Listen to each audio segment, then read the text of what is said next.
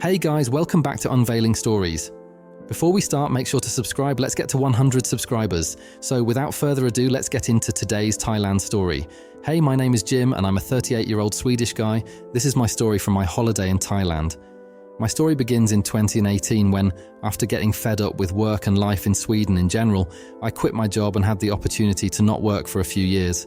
I started traveling around Europe, going on short trips here and there. It was fun, but Europe is expensive, so I thought, why not go to Thailand instead and stay there for the winter? So I did. I was 35 at the time, and it might be relevant to the story that I wasn't an old man. I was in good shape, and I literally had a six-pack as I loved going to the gym. This wasn't my first time in Thailand. I had been there once before, but it was 10 years earlier and with my girlfriend. We only spent 2 weeks on Phuket, so I hadn't really seen anything. I arrived in Bangkok in September of 2018. I was filled with excitement, but really didn't know what to expect. Like many others, I had read up a bit on the internet, but I had no idea what was ahead of me. The first 4 nights I had booked a hotel on Khaosan Road. I had read a lot about Khaosan Road and wanted to experience the area. It was pretty awesome. I was partying every night and meeting with girls at bars and clubs, not only on Khaosan Road, but around Sukhumvit Soi 11 as well. After 4 nights in Thailand, I had been on dates with as many girls as I would have done in a normal year in Sweden. None had asked me for money, so I assumed they were all regular Thai girls just out for some fun. I then headed off to Pattaya. I had booked a month there in an Airbnb. I guess I don't have to go into too many details, but I had an amazing time in Pattaya. I met up with more girls than I could dream of. Still, none had asked me for any money, and I was getting so much attention everywhere. It felt genuine, and I was on top of the world. I don't like to brag, but I was quite young for Pattaya from what I could see, and being in great shape. Maybe many of the girls just wanted a change from the regular guys that they see. I am certain that most of the girls I met with were working girls. After a month in Pattaya, I headed off to Patong. My plan was to stay there for a few months, but it quickly got boring. It was difficult to meet people to hang out with. Their friends, I mean. Everyone worked in some bar or club. I stayed a month and then headed back to Bangkok. A friend I met on my first weekend on Khaosan Road lived in Bangkok. It's here that my story really begins. I met a girl called Kanda. I had only stayed in Bangkok for about 2 weeks when me and some friends went to a club. I have hazy memories of that night, as I was quite drunk. I had a new date lined up with this girl Kanda that I had met in the club. We started texting each other and eventually met up for some drinks the next day. Kanda was studying at university. According to her, her family owned a farm and other businesses in the south, and they were apparently quite well off. I never questioned what she told me and accepted it all as legit. Kanda was really hot, and she was in even better shape than me, hitting the gym 5 times a week. As many probably know, things can move extremely quickly with Thai girls, and so this did. Before I knew it, we were meeting more or less every day and staying at my condo and going on short trips together. Basically, we did everything together.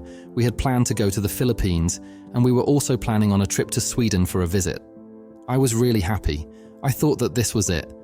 Damn, how could I have been so lucky to meet this stunner, I thought to myself. Things continued, and then one day, Candace said she was going on a trip to Japan in the beginning of January. She said she had friends there that she had met once when they were traveling to Thailand, and she went to Japan 2 times a year to meet them. It sounded cool to me. I didn't think anything more of it. The day arrives for Candace's trip to Japan. I follow her to the airport and I kiss her goodbye. Everything seemed great. I knew what time she would arrive, and I was waiting for her to text me. I had to wait a long time, several hours after she had landed. Her texts were so short, they were just like yes, no, okay, haha, etc. And it was always hours between them. This was strange, as she had never acted like this before. After a few days of this, I was getting very suspicious, but I couldn't do much about it. Then she posted a photo on Instagram and geotagged it, so I clicked the location, and I found a guy that had posted the exact same photo at the exact same time. I could see that she followed him on Instagram, but there were no photos of them together. He had his name on his profile, so I went on Facebook and I found him. And what do I see? A post saying he is now engaged with Kanda from Thailand, and there he is with her in numerous photos. Looking through his profile, I could see they had been engaged for 2 years. My world had just crumbled. I confronted her right away and asked her why she had lied to me about her trip to Japan. This time she replied instantly. She said she hadn't lied and didn't know what I was talking about. Then I sent her a screenshot of that guy's profile and she replied, "Sorry," but nothing else. All of a sudden, I was blocked from his Instagram and his Facebook pages. That was it. We never really spoke again. I was so hurt and didn't want to hear any more lies from her. Looking back, there were a lot of warning signs, but I couldn't see them back then. It was just 2 weeks until my lease for the condo in Bangkok was up, so I decided to leave for Pattaya again. I decided to just keep doing what I had done before, meet with girls for fun and nothing else. Pattaya was just as much fun as it had been, but I was still feeling hurt from what Kanda had done, although it didn't stop me from having a great time. This was sometime into the middle of January, and I kept to my routine with visits to the gym, the pool and the beach while still partying in the evenings. Then in April I met Wana. According to Wana, she was a retired bar girl. She had worked in a famous go-go bar for 5 years from the age of 18, and she had saved a lot of money and spent it on a farm for her family in Isan. Wana told me that they all make a good living from the farm, and that she was only in Pattaya visiting friends. As said, I was naive back then, and I believed her. I had promised myself not to get seriously involved with a Thai girl ever again because of Kanda, but it was impossible when Wana ticked all the boxes, really. I had never in my life had so much fun with a girl doing regular everyday things. I was on cloud 9. I like to do everything. I like to play video games, watch movies, stand by the beach and the pool, go for walks, etc., etc. It was perfect. Wana was actually really smart too. This will sound smug, but I had never been with a girl that I recognized to be smarter than me. But Wana was. I had told Wana about my experience with Kanda and how she had deceived me, and that she was engaged to be married with another guy living in Japan. Wana appeared shocked and agreed that it was a horrible thing to do and couldn't understand how she could have done that to me. Wana stayed with me, but sometimes she went back to her village in Isan for a short visit. When Wana was in Isan, she texted me regularly. We also talked on the phone, and I mean literally all the time. My next visa run was coming up, so I was planning a trip to Bali. Wana had never been there, but she wanted to go, so we planned it together as a longer holiday. I booked the tickets, made an itinerary, and booked hotels. Life was great. Me and Wana talked about getting a bigger condo together, as mine was a bit small. We viewed some online and were planning to go on some viewings. Wana then invited me to visit her village in Isan to meet her family. I, of course, accepted, and I was very happy, as I saw this as another sign that this was a real deal. It was now August, and I was going up to the north of Thailand. We had planned a week there, splitting the time between one of the major cities in Isan called Khon Kaen and her hometown. I had a good time. It was interesting to see the life there and to meet her family. Wana's family spoke zero English, but we were friendly. They have a modern house that had not long been built, and during the days, they were all working on the farm. The week soon came to an end, and we were going back to Pattaya. The next day, we had a scheduled viewing of a condo. Wana then said she couldn't go with me. She needed to stay and help her family for a few days. I thought nothing of this and said I would video call her when I was at the viewing of the apartment so that she could also see it. I flew back to Pattaya alone. We talked on a video call for most of the night until 4 a.m. in the morning when I posted something very cryptic on her Facebook page, something in that with a lot of black hearts. I tried to translate it. It was something like, "Why can't the heart ever get what it wants?" I know Thai to English translations are often wrong, so I didn't know what to make of it. When I asked Wana about it, she said it was nothing and deleted it. She then called me again and she was crying and couldn't stop.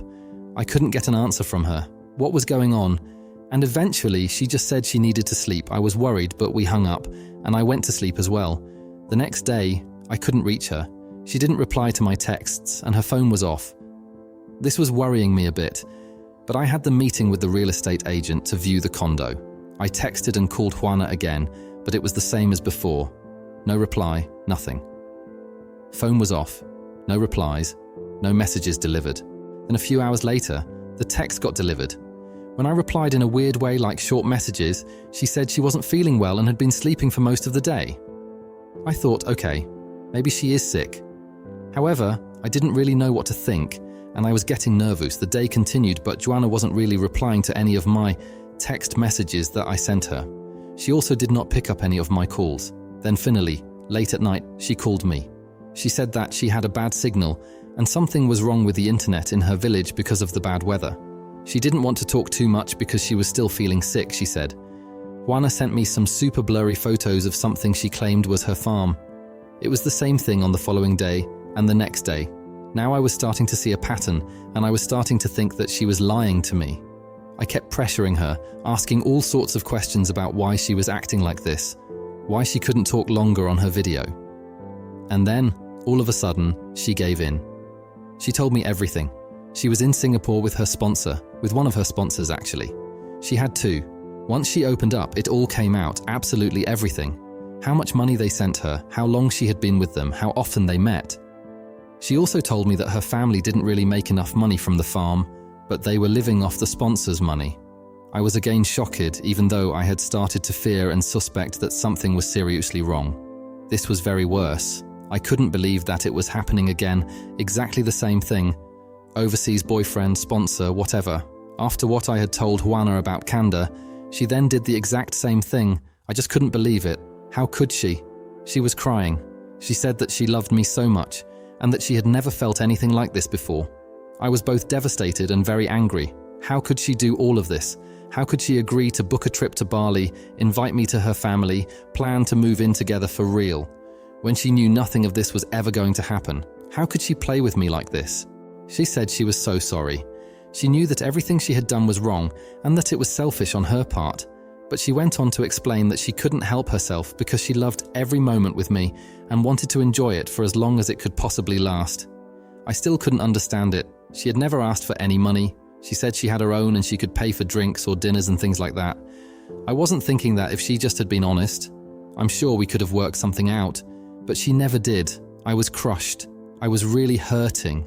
This will sound weird, but I have gone through a divorce, and that didn't hurt as much as this did. I really couldn't. I can't describe it in any better way than to say that my heart was physically hurting. I had chest pains when she kept sending me messages about being sorry, this and that and whatnot. I could not accept it. I told her on numerous occasions to stop sending me messages because it was over. I said even worse things to her that I'm not proud of, but still, she kept texting me the same things. I went to Bali by myself. When I kept texting me, eventually, it started to get easier. As I was in Bali, I met up with other girls and I started to live again. Me and Wana hooked up a few times after that, just some one-night stuff. Every time she saw me without a girl in Pattaya, she would come up to me and asked if she could go with me. I'm not sure why, but I always said yes to this. To this day, I still think of her on a regular basis, but we don't have any contact at this point. I left Thailand when this pandemic got really bad, and I haven't heard from her since. I guess that's all for the better.